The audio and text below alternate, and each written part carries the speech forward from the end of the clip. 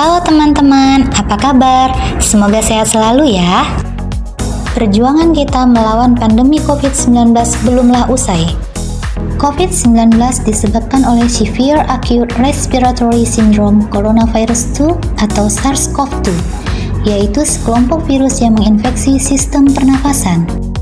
Gejala awal infeksi virus corona atau COVID-19 bisa menyerupai gejala flu, yaitu demam, batuk, pilek, sakit tenggorokan, letih lesu, dan gangguan pernafasan. Setelah itu, gejala dapat hilang dan sembuh atau malah memberat. Hingga tanggal 12 Oktober 2021, di Indonesia tercatat jumlah kasus COVID-19 terkonfirmasi adalah sebanyak 4.229.813 kasus, dengan jumlah kematian sebanyak 142.763 jiwa. Sedangkan di Kota Dumai, total kasus COVID-19 terkonfirmasi adalah sebanyak 10.311 kasus, dengan jumlah kematian sebanyak 255 jiwa. COVID-19 dapat menular melalui percikan atau droplet lewat batuk atau bersin yang mengandung virus corona, kontak langsung dengan penderita, menyentuh permukaan benda yang terkena percikan yang mengandung virus corona, menyentuh mata, hidung, dan mulut dengan tangan yang tidak dicuci.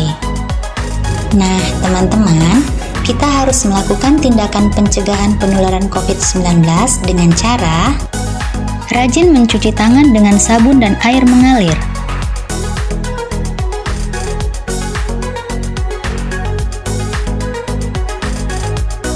menggunakan masker dengan benar,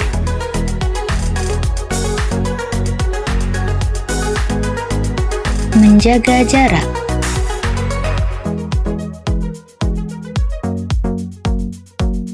menghindari kerumunan, tetap di rumah dan melakukan hal-hal bermanfaat dari rumah.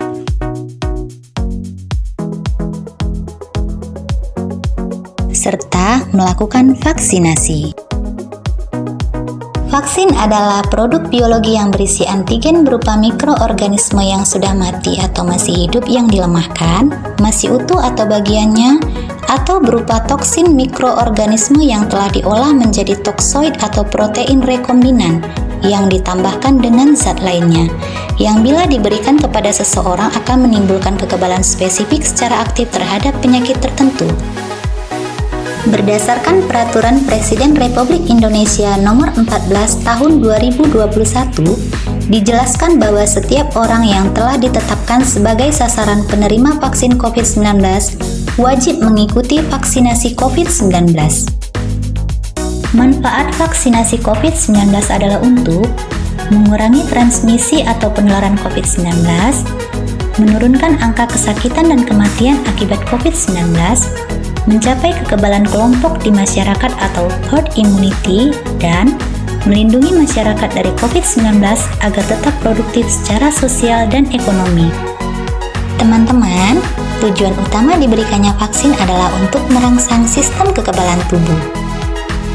Jadi, tentara-tentara perang di tubuh kita mampu melawan virus atau kuman penyakit yang masuk ke dalam tubuh, karena sudah dikenalkan terlebih dahulu pada virus atau kuman penyakit tersebut. Inilah yang disebut dengan proses vaksinasi.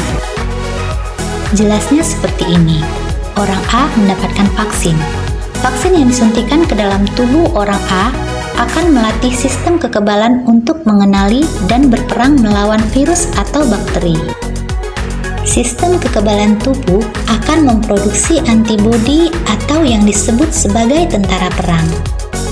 Nah, tentara perang inilah yang akan mengingat jika suatu saat bakteri atau virus tersebut muncul lagi.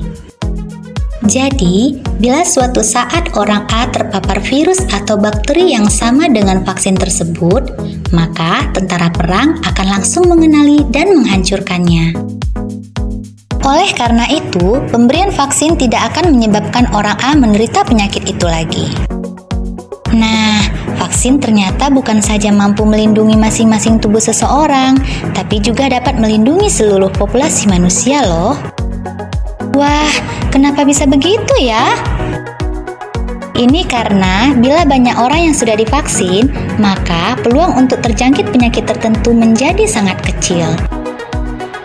Bakteri atau virus tidak memiliki tempat untuk hidup dan berkembang biak, maka mereka akan mati seluruhnya. Fenomena ini dikenal dengan istilah kekebalan kelompok atau herd immunity. Kekebalan kelompok ini muncul dengan syarat ada 70% orang yang sudah melakukan vaksinasi. Bila syarat ini tidak terpenuhi, maka kekebalan kelompok tidak terbentuk. Ini akan membuat penyakit akibat bakteri atau virus itu tetap bertahan. Keren kan? Di dalam tubuh kita ada tentara-tentara perang yang sudah terlatih. Apakah vaksin COVID-19 memiliki efek samping? Efek samping vaksin dapat berupa efek ringan hingga sedang. Efek samping lokal berupa nyeri, iritasi, dan pembengkakan.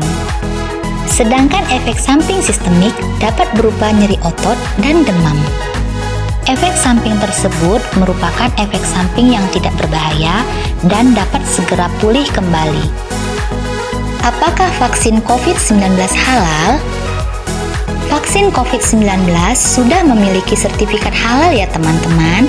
Jadi, teman-teman tidak perlu khawatir. Teman-teman, sudah tahu bagaimana alur pelaksanaan vaksinasi COVID-19? Pastikan teman-teman datang dengan membawa fotokopi KTP atau fotokopi kartu keluarga, kemudian mengambil kertas screening dan mengisi identitas. Selanjutnya, petugas akan melakukan screening kondisi kesehatan teman-teman.